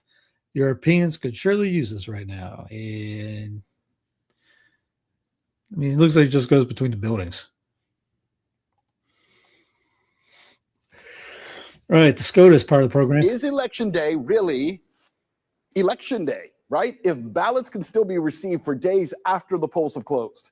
That question made its way all the way to the U.S. Supreme Court. And in a narrow 5-4 decision, the court has now ruled that states may continue counting mail-in ballots received after election day as long as state law allows it and the ballots were postmarked on or before election day. So what does that actually mean? Well, for voters in states that already allow it, really nothing changes. Election officials can continue accepting eligible mail ballots that arrive after election day, provided they were mailed in on time That's under the key each point of state's this. law. State law. Amy Coney Barrett was right on this. It's not the power of the federal government in this. All the old Republicans, Jefferson, etc., would be too, as you didn't want the government, the centralized government, to control this. And yes, I get the arguments, but centralization is not the answer. Yes, it is dumb that you have the mail-in ballots. I get that it's abuse. Guess what was abused beforehand? It was in 1800s. There was abuse all over the place. Lincoln had the military come up and force people to vote. People took bribes and all that. It's actually more legit now than it was back in those days. Now, again, the problem is they get everyone all emotionally high. Yeah, and yes, I get that too. Yes, 100%. One day. It should be just one day. One day vote, that's it. Not 15 weeks ahead, not 5 days ahead, not 5 days ahead. One day, one and done. That's it. But if the state does it a different way, that's the state right. I'm doing it. I don't have to agree with it. That's the right of it. You don't want the general government to control the elections. Guess what they've already controlled? Women elections, the amendment, race, age. Guess what? Those were all state rights. Anyway, there were states already allowing women to vote. There were states already allowing blacks to vote. There were states already doing the kids, the younger age thing. That's the point on the states to do that, not the centralized government. You get the centralized government involving, they're mandating, they're dictating how they take away power. So in a sense, when everyone goes, hey, we got to get rid of the amendments for women, I'm all for it. I'm all for it because of centralization. They shouldn't be there to begin with. Your state wants to do it, your state wants to do it. Your state doesn't want to do it, your state doesn't want to do it. That's on the state, not DC. Remember, that goes back to when I remember, like I said, talking about Pennsylvania and Georgia were having problems, and everyone was wanting, we need to nationalize elections. No, you do not want to nationalize. When that happens, that's when you got trouble. I actually agree with blue states banning credit cards for rent work because they were created the banks to attract people. Yeah. Read, get the book Human Scale by Kirkpatrick Sale. He's a liberal, but I bet you would agree with most of what he's saying. Just like work from home things. That used to be every day. Now we get this idea that you have to drive and go. He talks about now we got two cities, a city that you work in and a city you live in. And half the time that city is dead. No one's in that city. Now people used to run a pub. You lived on top of your pub. You lived at your business. You did this. You don't have to, you have, the cities were supposed to be something you drove into, got out, slowed down, walked around, not drive through. And now you have 50,000 million cars in there. Again, he goes into pollution in the environment. He's not an environmental Nazi and all that, but he talks about, he goes, how many people would benefit riding a bike to work? Riding a bike works your quads, your glutes, your stomach, everything, heart rate. Great. And they did a study on that. It's the most out of all animals with travel. A bicycle is the most optimal by far in the study. Would that help on obesity rate, cardiovascular rate, all this other stuff? But no, we'd rather just sit in traffic for 3 hours and call, hey, we're good. I get it. You wouldn't want to ride a bike in 100-degree heat. I get it. Food. We talked about food. He talks about how it yields and you less poison, less this, less all kinds of bad stuff, more good stuff in the smaller stuff. It is a fascinating read, by the way. Get it? Human Scale. But again, decentralization would take out a lot. And even it talks about diseases. You decentralize that a lot of these diseases need a lot of people living together for it. Trump's own Secretary of Supreme Court picked branded DEI hire by furious MAGA base after birthright citizenship betrayal. So technically nothing has changed because of this. And remember, Trump put the executive order together for this, and that wasn't even a law. He had no right, he had no authority to do it. I got my personal opinion coming up here. Yeah, I read this about this, and this is what Matt is talking about here. The Amy Coney Barrett pick is a DI hire, a little better than Kanjari Jackson. Terrible pick. When was the last time we had a Republican president who didn't put liberal justice on the court? And a lot of these guys are picked saying Lincoln language, party over the Constitution. The SCOTUS is supposed to be blind, hence the statue out there with a half-blind mask on. Is it constitutional or not? It shouldn't matter whose party it is. Is this legal or not? We don't have it. We haven't had that in 200 years. Birthright citizenship. Hey, they're going to try to change the law to end birthright citizenship. I hate to call it birthright citizenship. It's fundamentally a loophole that now exists in our immigration system that rewards illegal aliens just because they have a baby in the United States. There are a number of things that we're already looking at in the administration, Laura, to try to close down that loophole. So he's calling it a loophole, and this is how many people, we've got a graphic to show how many people benefit from it every year. 260,000 babies every year are given automatic U.S. citizenship who have parents that are not citizens or lawful permanent residents. When it goes to the birth tourism citizens, that is 20 to 26,000 per year. Justice Samuel Alito, who is not retiring despite an erroneous NPR report yesterday that he was, says this is one of the most important decisions in the history of the court. And in my judgment, the court has made a serious mistake. It was a much better day for the Trump platform regarding trans athletes. The president. And you didn't need the Supreme Court to do that on trans athletes. There's really no reason for that. We shouldn't need a Supreme Court decision for that. And really, the problem with the birthright system is the 14th Amendment. That's the problem. The 14th is the problem. Incorporation is the problem. Centralization is the problem. The 14th Amendment centralized the government. That should not. It's not even ratified right. I got that link. We talked about it before. Wolford versus Lopez, the Supreme Court ruled 6-3 that Hawaii cannot ban licensed concealed carry on private property open to public unless the owner gives express notice. The decision pushes back on so-called vampire rules and reinforces the court's post-New York State. Wrong decision on the SCOTUS. If a state wants to have a ban on guns, as long as it doesn't affect their state constitution, that's the state's right to do it. If the state wants to give everybody Tommy guns, you can. I think was it Brian McClanahan talked about that. Was it after World War II? People used to get like brochures about all these guns because of after the war. That's why he had the mobsters with all these weapons from the military, because you could get it from a Sears catalog. If the state wants to give you an Abrams tank, you can buy it. If the state doesn't want you to do it, you don't, and then you're not going to get it. But we don't. Again, 2A is what Congress shall not do. This is not 2A is not supposed to be incorporated. The incorporation is now. If you're okay with this, if you're okay with incorporation, do not complain when the fake left incorporates something else, like Obergefell. You can thank a corporation on that. Roe v. Wade. You can thank a corporation on that. Again, they used it against. That's what happened, and that's how it got out. They said it was a bad law because of the 14th. Again, be consistent. You're straight on it. It's wrong, wrong, wrong. You can't go, well, I like this one. It's wrong across the board.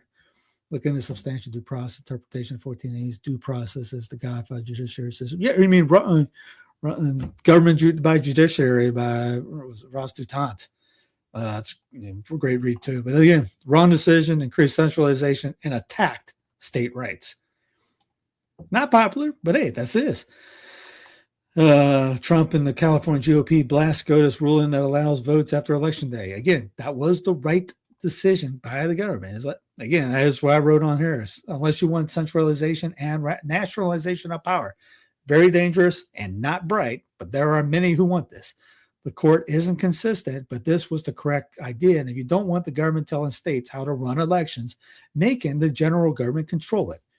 Sure, integrity is important. Before the 1900s, there was less integrity. Just think of Lincoln being voted in. Military was used to force his vote. Yes, there are problems in the states. Then go clean it up. But you don't want Leviathan in control of it. Now, here's Glenn talking about that I had a feeling that Trump knew the SCOTUS would overturn his birthright citizenship changes. Now he brings on other ideas. Now there are some ideas like that, like limit federal state benefits for legal immigrants, cut back, tied in H-1B, strengthen the border, close the border, make a call for a constitutional convention, Article 5. My bet, this is my thing. My theory is that he knew or wanted this ruling so that he can slam in the SAVE Act that brings in digital ID. Never let a crisis go to waste. That's my 2 cents. Here's Brian McClanahan on this on SCOTUS strikes again. If you go to it on yesterday, that's yesterday's show. As he goes, conservatives and liberals agree. SCOTUS got it wrong, but not for the right reasons. And this was for SCOTUS strikes again was on the election and the gun rulings. This one. 1868 strikes again. Talk about the 14th. We live in a Lincolnian nightmare, or better yet, the Rump Congress of 1868 gets into the 14th on that. All this is in the show notes underneath. Restrictions while temporary authority for Florida to suspend certain restrictions while allowing the legislature to review long-term policy decisions. Additionally, this legislation prohibits pre-planned adoption agreements and surrogacy contracts involving citizens or residents of foreign countries of concern. China ships people here for birth. They do it's really a seedy thing, and I'm glad that we were able to do that. I know we're hoping that the Supreme Court is going to interpret the 14th Amendment so that we can put a stop to some of the people that are coming here for a month, having birth, and then going back to China. That's part of an operation. Why would we let that happen and grant citizenship under those circumstances? Bill also creates enhanced criminal penalties for crimes committed to benefit foreign governments or foreign-owned terrorist organizations. As I mentioned, charitable organizations. It prohibits those organizations from accepting contribution or support from designated terrorist organizations. Now, I think DeSantis could just say, we're nullifying this. That's fine. Judiciary mandate and foreigners are entitled to birth U.S. citizens against the wishes of the people as reflected in law means we cease to be our own rulers. 100%. Keep it up. Next step. Oh, by the way, Sanctifica.com. It has all kinds of things. Mass, rosary, prayer, discover daily content, build a routine, track your triumphs, build your habits, make your life priority. It's endorsed by Bishop Schneider, Harrison Buckner, Dr. Kwasniewski, and others. Free to get. Click on the link or scan the QR code from your phone right now. You can do that, and it'll go right to it. You got a ton of info on a ton of stuff on the app. Here's the 5-4 vote. The Supreme Court refused to let Trump remove Federal Reserve Governor Lisa Cook while litigation continues, holding that the Federal Reserve's longstanding independence from presidential control is rooted in the nation's history and tradition. I laughed going, noted in the nation's history and tradition. What are they talking about? Another one from SCOTUS, where the Supreme Court ruled that the 14th Amendment guarantees birthright citizenship to children born in these United States, including those whose parents are in the country unlawfully or only temporary, striking down Trump's executive order. Again, wrong idea. Nothing has changed, though, but wrong idea. They will use that against us somehow. And as a divorce from D.C. is really the only option, and then the states can clean it up. It should go back. The immigration should just go back to the states. Here is David Lawrence from 1957 U.S. News World Report. There is no 14th Amendment. And he gets into how the ratification was not accurate, was wrong. There's a valid article in the Constitution known as the 14th Amendment. It's responsible for the Supreme Court decision of 1954 and the ensuing controversy over desegregation of public schools in America. No such amendment was ever legally ratified by 3/4 of the states of the Union as required by the Constitution itself. The so-called 14th was dubiously proclaimed by the Secretary of State on July 20th, 1868.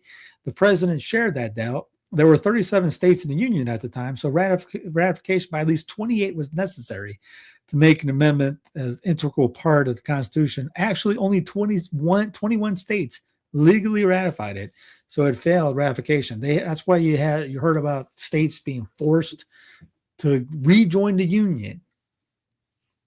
They had to accept it, and they get into this. Outside the South, 6 states, Jersey, Ohio, Kentucky, California, Delaware, Maryland, failed to ratify it.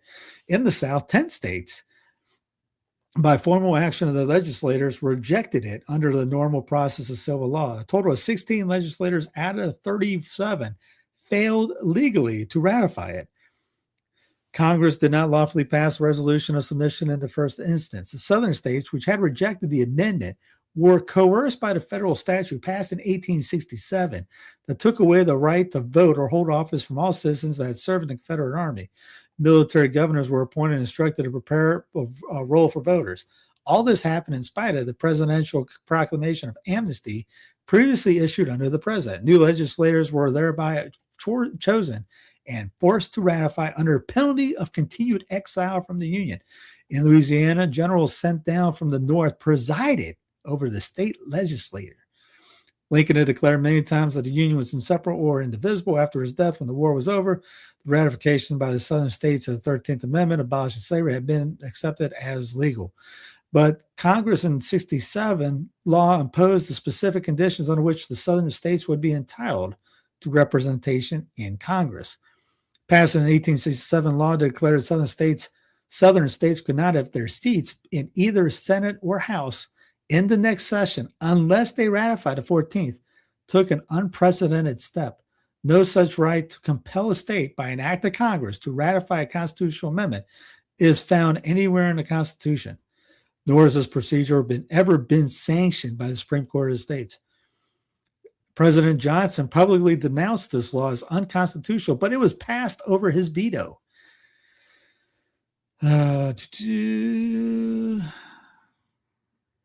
There's a line on here.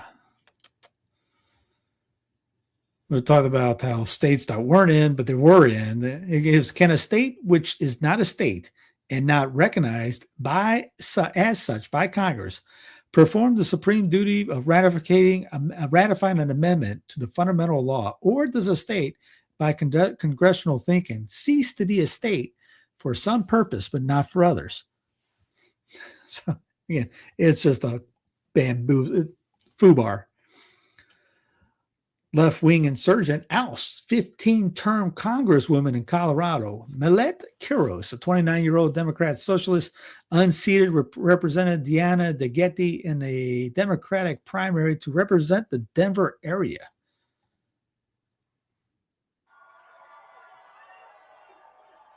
She's a okay. That's got loud. Let me. Oh, she's saying Denver. I'm Maylot Quiros, and tonight, this victory belongs to every single one of you.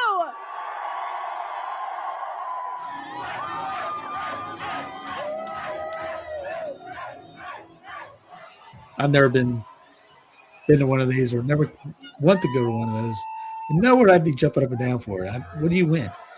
Anyway, she's a growing group of progressives seeking Medicare for all based on corporate political donations and the end of U.S. support for Israel. An easy one to run on. Trump's making it easy for that. If we organize and show no fear in standing up for what's right, that is the message that Denver has sent to both parties, to Donald Trump, and to the entire country.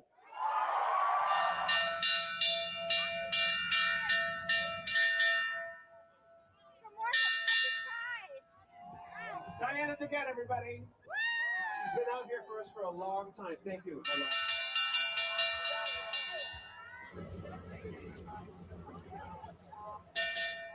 I am grateful for her service and her fight for reproductive freedom. She helped build a community that welcomed my family to this city and to this district, and I'll always be grateful for that. Denver Democratic Socialists of America, if you see in the background. Millet Quiros, an immigrant from Ethiopia and a first-time candidate, will most likely head to Congress in a deep blue Colorado district after defeating Representative Diana DeGette, a 15-term incumbent in Democratic House primary. 15-term. Wow. Why is she yelling? Why is she? No idea, dude. Yeah, AOC 2.0, 3.0. Yeah, you're going to see a lot more of these, really. Yeah, Denver is a cesspool. When I was there, they still have, in the state house, they still have a tranny there. And obviously, you know about the governor.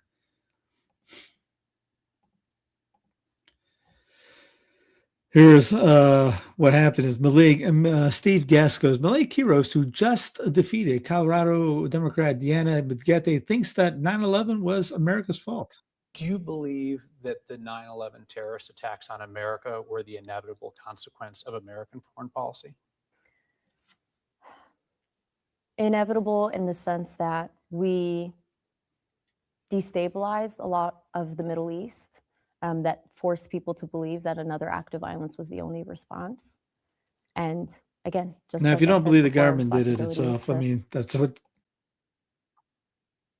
Understand What the Dr. Paul said irrationality back of in Middle 2008. Eastern politics. So right now we're building an embassy in Iraq that's bigger than the Vatican. We're building 14 permanent bases. What would we say here if China was doing this in our country or in the Gulf of Mexico? We would be objecting. We need to look at what we do from the perspective of what would happen if somebody else did it to us. Are you suggesting we invited the 9/11 attack, sir?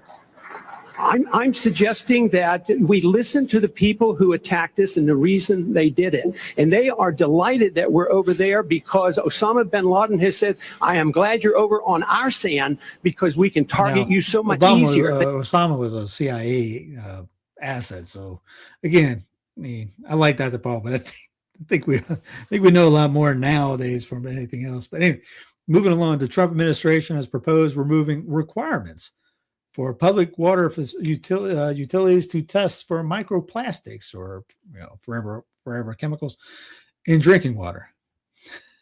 Yeah. After a bold pledge, the EPA shelves microplastics testing in U.S. drinking water. Hey, thank you, Maha. Here's Thomas Massey. We just need 12 more votes to vote no to stop this Trojan horse bill because it takes 2/3 to pass under a suspension of the rules. Too many were afraid to vote against the Kids Act title or didn't know what the bill will really do, or just want government to have total control. The internet could change if the U.S. House passes the Kids Act today to protect children. Critics warn it could mean de facto age checks for everyone and weaken encrypted communications. The Kids Act is a pledge of around a dozen bills that pairs a revised Kids Online Safety Act with new age verification, AI chatbot, and messaging rules. Digital rights group EFF warns that design would pressure platforms to age check all the users, not just minors, since liability can attach when a service should have known a user's age, and flags new rules touching encrypted and disappearing messages. Hey, digital ID, baby. All because of the kids. Remember, they're going to use that. They don't care about kids.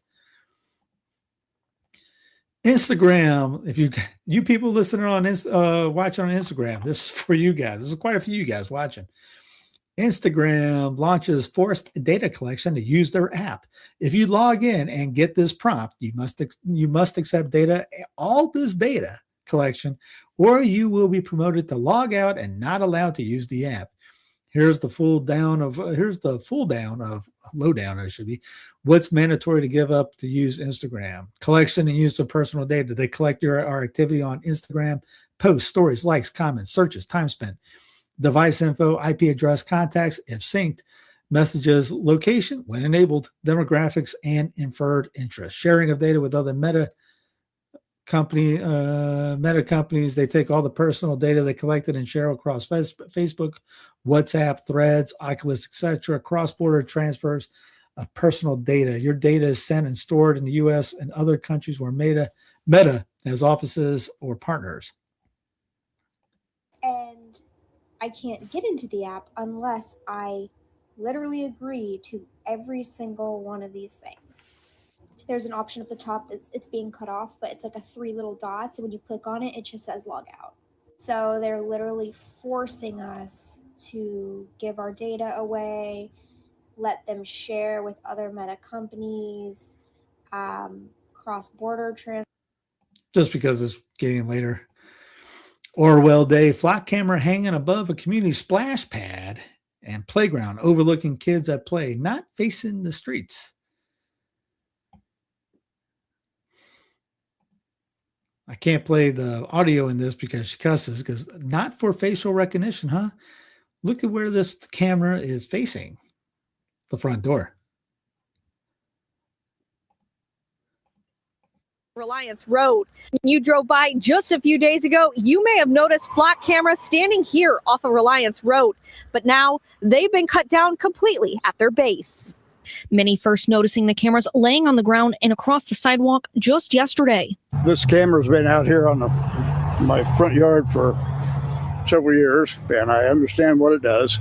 But yesterday morning, I come out, and it's laying across the sidewalk on the ground, and somebody looked like cut it off with a hacksaw and just laid it there. At least 2 cameras were the target of this vandalism, located less than a mile apart from each other. Flock cameras operate as automated license plate readers, often used by law enforcement agencies to investigate or deter crimes. But use of these cameras has generated mixed feelings. I pretty much knew immediately that somebody must be mad, right? Because that's not a usual circumstance. And so there's a lot of controversy, I think, lately on Facebook about flock cameras. But for those who saw the cameras cut, the priority was clearing the hazard. And so I just wanted to make sure that, number one, that we could get the cameras preserved or to safety, and that they were out of the way, because that one was across the sidewalk. It's unclear what the potential charges could be for vandalizing these flock cameras. A police report for these 2 has been filed. It's just disappointing that these things happen. It's like people get mad about different topics, and it's kind of part of life these days, and there's no sense in being destructive to try and get your point across. I mean, it's because they don't want to be videoed. This Florida man is being praised nationwide. 591, where's the location of your emergency? Yes, ma'am. There's a child pedophile with 2 kids in his truck. One's a runaway. Where are you at, sir? He's coming down US 1. His name's Darnell. A caller who knew Harrison and knew he is a registered sex offender just happened to see him on the road. He dialed 911 after spotting him with what looked like two underage boys in the car. Do you know this person? He's our neighborhood child pedophile, and there's two missing kids that run away from out there, and he's got two teenage boys in the back of his truck. The caller followed the truck down US 1. You don't have to continue following. Oh, no, I'm following until I see a cop pull his over, because he's got two kids in this car. Because if a cop don't pull him over, I'm going to pull him over, and it ain't going to be pretty. Deputies ultimately found the truck, and after a bit of a struggle, had Harrison in handcuffs. Who got my truck? Who got my truck? All right, I appreciate it. Law enforcement stopped the vehicle. Yeah, they got him. Thank you. All right, thank you. Here's Savage. United Surveillance Area. Happy 250th. Peasants. That's all the flock cameras around. And what I told a friend of mine, we were talking about someone brought up Charlie Kirk, and I mentioned just haphazardly going, who knows? He could be, hanging out with Osama bin Laden, as far as I know, on the beach somewhere. And my bud responding goes, "Don't buy into that.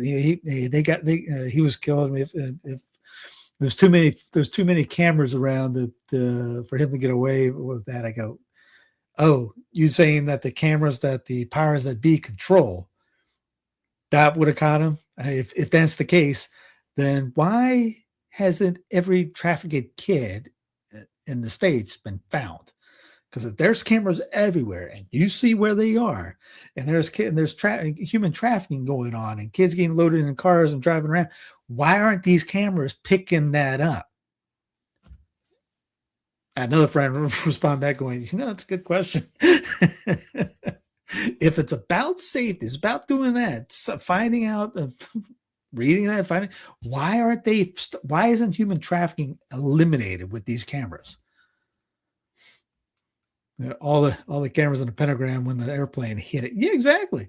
And there's a group called Pilots for 9/11 Truth that have recreated the event, and they cannot recreate it without turning off all the safety systems.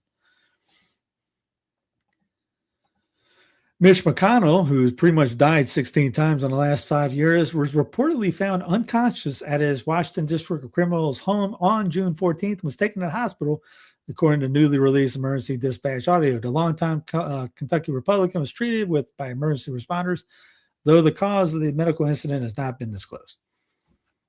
It's kind of like Ferris Bueller anymore. End of the day, if this amendment does, I don't know. I didn't watch this to see exactly if she says wordy dirds. TYT brings up a good point about Section 219 of the NDAA. Would merging the U.S. military with the IDF, who ordered the murder of their own people under the Hannibal Directive, mean that one day our military will be used against Americans? I'll definitely have to watch more of that and see what happens. These are members of the House Rules Committee, which blocked the vote on the Massey Kiana Amendment to kill Section 219 of the NDAA. The chairwoman is a geriatric Virginia Fox. Here's to watch the full segment. How long is the full segment? 24 minutes. I'll check it out. I'll play it. I got stuff in the background that I can play when I'm doing that. Great question, though. Does that mean that they would have to do it? He's still got plenty of years left on his sprint. Yeah, exactly. There are a few things that we want. We want durable commitments that are verifiable and backed up by inspections that Iran will denuclearize their entire country. Okay, we're going to see how we get there. Number two, we want to see what kind of an arrangement actually exists in the Middle East between not just Iran and the United States, but the GCC, Israel, Lebanon. We're going to play that situation out. And then on the Strait of Hormuz, I mean, I think you actually said it well, which is that the strait is open in the sense that to oil traffic, we're seeing more oil come out of the Strait of Hormuz. And some days actually more oil coming out of the strait than came out before the war even started. So there's this element of the, where the world oil economy is kind of getting back into gear. That's going to take a little bit of time, but you've already seen the prices come way down. Now, what the cynics will say is, well, if you look at the number of ships that are trafficking, that's actually down from the pre-war start, but they're mostly talking about cargo ships and other vessels. At least so far, what we've seen is the oil traffic has reached its pre-war height. So I think what the president has told us to do is use this MOU to sort of refill the world's oil economy, to refill some stocks, and then to see where the hand is. And, you know, as I've said this repeatedly, if the Iranians are willing to make the commitments that we would like them to make and are willing to back those up with verifiable milestones, then we are going to change our relationship with Iran. And if they don't do that, then nothing has really changed except for what we've already accomplished from the military campaign, which is a lot. Right. So we kind of have two options here. We have the option of pursuing a long-term deal with the Iranians, but that requires a significant change in their behavior. Vance says U.S. is using the Iran deal to refill the oil market, then see where the hand is. David Camp, hey, JD, I don't think you were supposed to say that out loud. Here's Israeli plan to herd Palestinians into controlled shelters to begin within a matter of weeks. Mel says TLDR is concentration camps. The U.S. is going to help Israel build and run concentration camps in Gaza. And not include, this has nothing to do with concentration camps, but hey, stay connected with iCatholic Mobile. If you don't like paying a monthly bill to Sprint, T-Mobile, things like that pay for their employees to go cross state borders to kill their kids, switch over to Catholic Mobile. There's the iCatholicMobile.com. I have it underneath in the show notes. Have it here. Go to it, type it in URL, click the Ask Us button. They will switch you over in 5 minutes. And pretty much the same plan that you have right now. It would work. They even do internet too. So if you don't want to pay for internet, go ahead and switch over. They actually help out giving accounts to priests, nuns, religious, monks, all that. So switch over and help a Catholic business out on this. The Commandant of the Marine Corps have to salute a member of the E4 Mafia. That's pretty cool. Call it an ego thing. But I left the Marine Corps as an E4, as a corporal of Marines. It's some of the proudest things that I ever did. I did in the Marine Corps, and some of the best friends that I've ever made were in the Marine Corps, with Marines, with sailors, with all the people that I served with and had the pleasure to get to know. But one of the things I learned in the United States Marine Corps, serving from 03 to 07, is that we sometimes had leaders who would ask you all to go to war, but would not give you a clear mission on the other end. And one of the reasons why I'm proudest of what the President of the United States has done over these last 18 months is because when he has asked you to go to war, he has given you a defined mission. He's asked you to go and accomplish it. And most importantly, he's given you the tools to kick the hell out of the enemy and to come home safely. That is what you should expect of me, of our great Secretary of War, of the President of the United States. You put on the uniform. You offer to sacrifice ultimately for the big. Well, Aaron Rupert says the troops are not even responding to his speech. Like, not at all. Not a single peep. A 2-minute clip. Well, affordability is the big. Text me real quick. How do House Republicans make the case that you're fighting for affordability when you go back to your districts? Affordability? What are you talking about? Well, affordability is the big. I'm going to go there tomorrow. Over the 4th. I'm going to get me a couple big lobster tails. I'm going to get me some nice ribeyes. I'm going to sit in my backyard with my family, my neighbors. And we're going to be enjoying the 4th, celebrating 250 years, the birthday. We're going to be celebrating the greatest president of my lifetime, Donald J. Trump. Maybe watch some fireworks. Won't be up here. It's going to be too hot, right? And I'm in bed at 11 o'clock. I heard the fireworks ain't going off till 11 o'clock Eastern on the 4th of July. I probably have to sleep through that one. But listen, everybody understands you're going to see a little increase in energy prices because of Iran. I mean, come on, people aren't stupid. You realize that when you have a conflict Iran. But I think in the end, the short-term increase in some of the costs of energy, gasoline and stuff is temporary. But President Trump has made it very clear to these companies, don't be gouging, no price gouging. I mean, energy, what? Oil was at $69 the other day, 72 today. I mean, the prices got to come down. Don't take advantage of the American people. To me, it's almost criminal. So we got to do that. We have to do that. And I think that the overall goal and objective is to make sure Iran never has a nuclear weapon. So I'm okay with the increase in fuel because you knew it was going to happen with obviously with oil and the Strait and everything, but it's a temporary issue. You think the 60% of Americans who are living paycheck to paycheck can afford lobster tails and ribeyes and all of that? Maybe not. Maybe the 60% of America don't work as hard as I do either. I mean, I don't know. Yeah, they don't work as hard as you do. Another gift. I said, and then I got as a gift, another gift. I said to Intel, give the United States of, they needed something, they needed some help, the chip maker. I said, give the United States of America, I'll do it for you, but give the United States of America 10% of your company. He said, you have a deal. He said it so fast, I said I should have asked for more. But he said, you have a deal. And that stake is now worth $80 billion.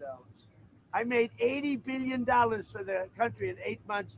Does anybody talk about it? No. Have a good time. Have a good flight. Enjoy the plane. Mr. President, real quick question. And then talking about the new Air Force One. Trump filing shows he took in about $1.2 billion from crypto businesses last year. It's good to be king. Disclosure of how By much. the way, your baseball fans out there, here's Ty Cobb. I said Ty Cobb looks good for 190 years old. Former White House lawyer Ty Cobb is on Trump earning $1 billion in crypto. What is your reaction to the scale of what we're seeing in this disclosure of how much Trump is earning from these crypto ventures? Over $1 billion last year alone, right? This isn't a cumulative number. It's in 1 year, an industry he's actively promoted and supported and done policy and executive orders related to. Is it legal? I don't believe so. Certainly, I don't think it was contemplated by the founders when they created the emoluments clause. I do think that one of the line items, of course, is the commemorative coins.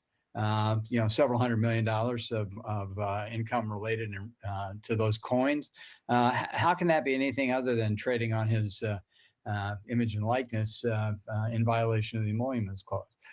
With regard to the crypto, obviously that's, it's a slimy industry. Certainly the way he's going around it, where he creates policies that can only enrich himself and his family, is something that I think the average American should be staggered by. But you mentioned the scale, and I think the scale here is just, it's intentional. There's no question. I mean, we are seeing the greatest onslaught of corruption in the history of mankind in the last 18 months. We have the $1.8 billion that he and Todd Blanche tried to take from the American taxpayers through the phony settlement of a contrived controversy with which he was going to pay off his friends. This is somebody who every day is devoted to the accumulation of wealth and power, and this is, you said, is 900. I think it's 937 pages. I could be off by a few, but it's got to be the longest disclosure in the history of the American presidency. And when you talk about the scale, you've got Hunter Biden, who if they traced every dollar that he was accused of ever having, he couldn't ante in the game that Trump is playing. Trump is playing with billions. They were playing with millions. And this disclosure, on top of the disclosure that he issued last month, where he listed recent trades up to $750 million in trades, many of which involve government contractors. So the grift is on. It's stunning. Vacuum. Hillary Clinton has perfected the politics of personal profit. As Vice President, Joe Biden flew his son Hunter around the world on Air Force Two, sucking up money like a vacuum cleaner. For years, Trump and his family have slammed Hunter Biden, claiming he profited from his father's position. Now, Trump's family seems to be doing just that. Take, for example, Eric and Don Jr. So you see them standing right there behind the president. This was before boarding the new Air Force One.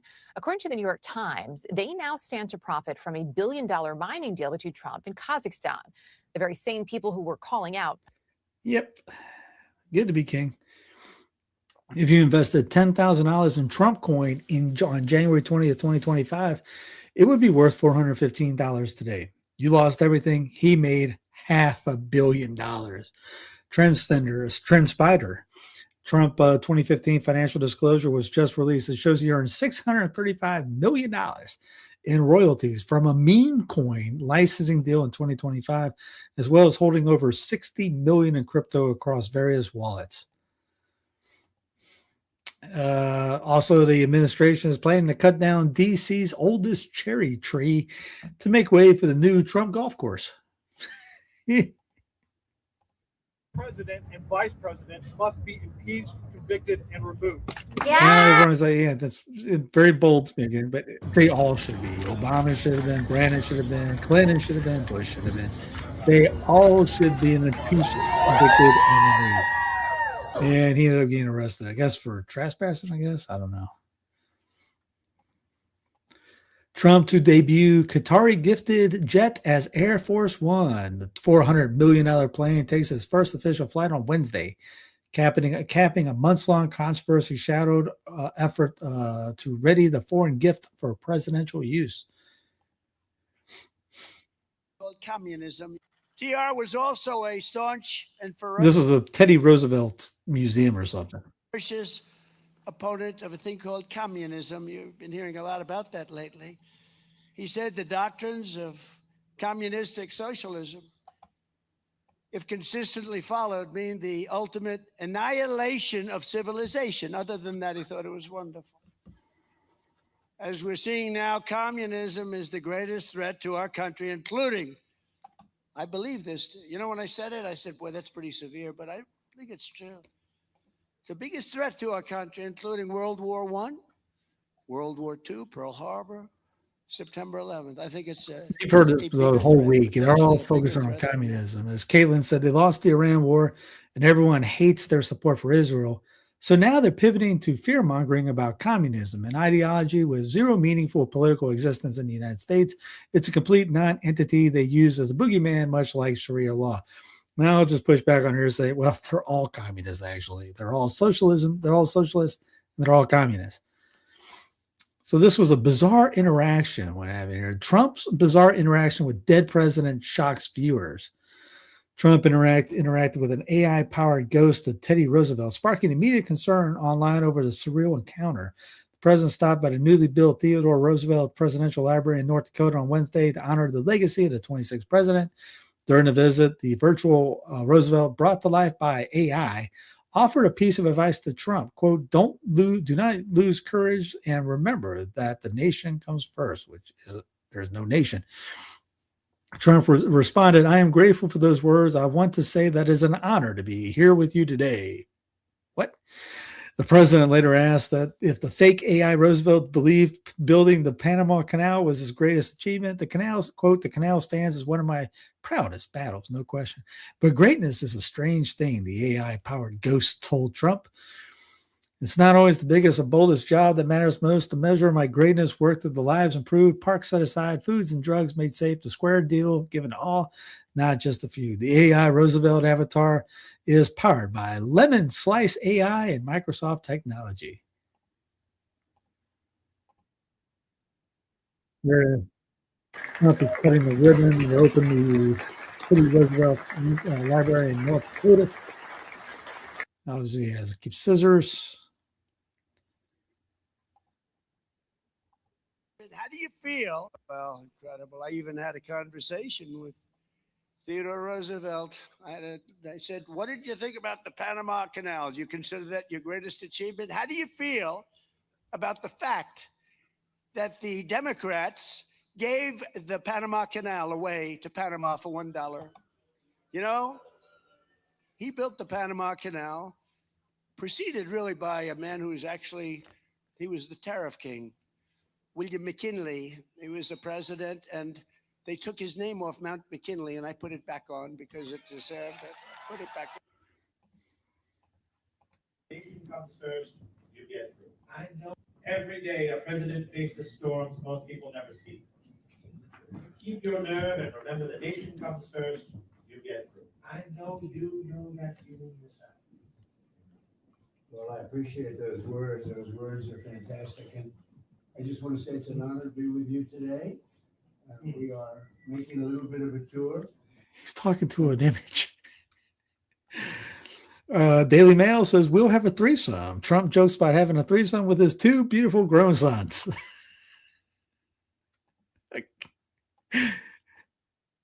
Sitting there, I think now as I see my 2 beautiful sons sitting there, I think I'm going to give one to myself, one to them, and we'll have a threesome, okay?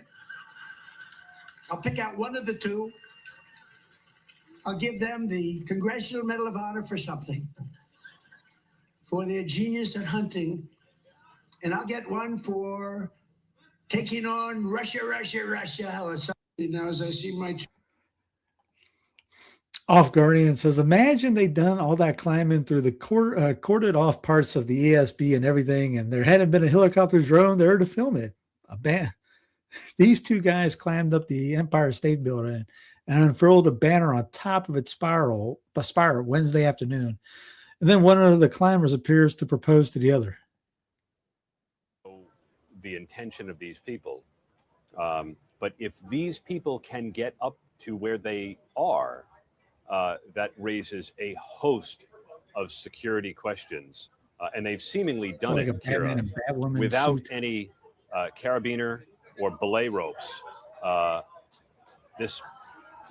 dear God, Kira, this guy is getting down on a knee, perhaps proposing to this individual. Oh my gosh, Aaron, I think that's exactly what could be happening. I wish WABC would just move a little bit more around so we could see what he's doing down on his knee. Yeah, looks like he's proposing. That's This is what happened.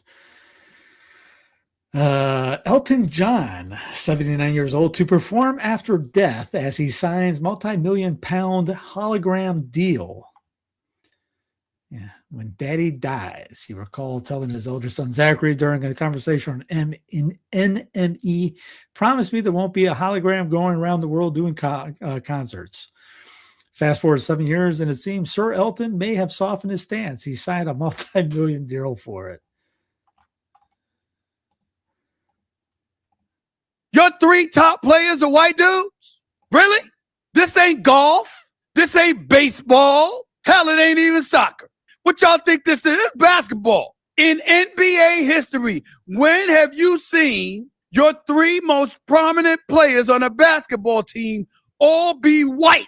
And that takes you to the promised land. Somebody got to say it, so I'm saying it. This is basketball. I'm not complaining. Because, I'm simply... this is the most one of the people were going, wow, the most racist statement you ever heard. And then you're like, hey, you ever heard of the Boston Celtics? In baseball, Bobby Bonilla did a deferral day. Bonilla is set to collect another $1.193 million from the New York Mets today, as he will each July 1st through the year 2035 for the next 9 years. Again, he signed a contract for that. He hasn't played in like 20 years. This was just sort of blast. Would you affirm me in that? If I identified as black, would you affirm me in that and call me black? No. Why not? Because you're not black. Thank you. Oh my gosh. Okay, if I said I was a man and I said I identify as a man, would you accept that and affirm me in that? If I got him. This day in history, 1963, the zip code's rocky introduction. Dominion of Canada established in 1867 as a 2020 North American Free Trade Agreement. NAFTA, if you're nasty, was replaced by the U.S. Mexico-Canada Agreement. Took effect in 1994. 2004, iconic American motion picture and stage actor Marlon Brando, the most celebrated method actors, died at 80. Superman's dad. 2002, the International Criminal Court, the ICC, established to prosecute adjudicated individuals accused of genocide, war crimes, and crimes against humanity began sittings. 1997, the Crown Colony of Hong Kong officially reverted to Chinese sovereignty. 1979, Sony began selling its Walkman. 1968, the U.S. and the United States, UK, and USSR, and 59 other states signed a nuclear non-proliferation treaty to attempt to halt the spread of nuclear weapons. 1934, enforcement of the Hays Code, set of guidelines regulating the moral content of Hollywood films, began. 1903, the first Tour de France began. 1863, the Battle of Gettysburg, one of the most important battles of the War for Southern Independence began. 1690, in the Battle of the Boyne, King William III of England defeated former King James II. 1535, Sir Thomas More went on trial for treason for refusing to accept King Henry VIII as the head of the Church of England. Again, just let you know, one more day of the Golden Truth ticket, a pound of gold is on the line. One ticket for $50 gets you in the raffle for $50,000 of gold. So far, a 1 in 515 chance to win. Get your gold at winapoundofgold.com or get your ticket at winapoundofgold. Down underneath. Again, this is a fundraiser for Mike and I. We're both 501c, so you could write this off. If you want to buy a bunch of tickets for another charity, do it. Pick a charity of your choice. Tell them you want to buy the tickets for them. Let them know if you want. You can get them a ticket. Maybe your charity will win $50,000 and they can thank you later. If you want it for yourself, it's for yourself. $50 gets you a ticket to win, the chance to win. Second place is about $700 in silver, a pound of silver. Anyway, have a great rest of the night. Talk to you later. See you on Friday. And yeah, God bless. Where is the thank you button? Oh yeah, they clicked the likes. Oh yeah, I moved it because of the applause button. My bad. Don't forget to like, subscribe, all that jazz. I'll be putting up a Precious Blood sermon here in the next 10 minutes. I'll start working on it right now, and then I'll put it up. Anyways, have a great rest of the night. God bless, and see you on Friday.